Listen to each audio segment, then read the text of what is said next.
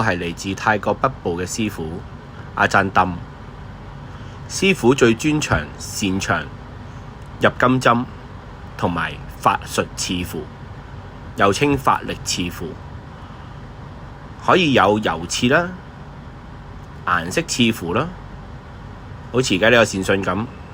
就用紅色去刺咗一個通天塔嘅5條經文。好啦，大家又睇下師傅念經開光。อยู่แล้วทุกท่านข้าพุทธเจ้าขอฝากพระเวทมนต์มงคลคาถากับพระแม่ธรณีเป็นสักขีพยานสถานที่อันควรกระบัดนี้เถิดอนุปฏิฐานังอุตโยกโตทางหอนันใดเป็นไปกันบ่มีได้สำเร็จอาจาริยะสำเร็จให้แล้ววิสุทธินิชินะวุฒนะยุตังหิสุนิชื่อสิงหา刺完符之後，師傅仲可以幫各位嘅善信用金面灌頂，去用施工嘅灌頂方式加持你嘅全身，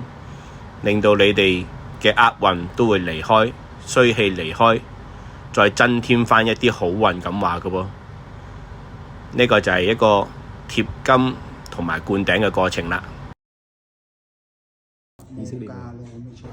嗱，5條經文最主要嘅功效就係人緣啦、財運啦、辟邪、避險、平安同埋健康。而呢一個通天塔5條經係師傅嘅獨有經文，喺5條經文上面加上通天塔，令到你嘅願望可以更快更上一層樓咁樣，容易達成咁話喎。大家睇下師傅嘅刺符係咪好靚？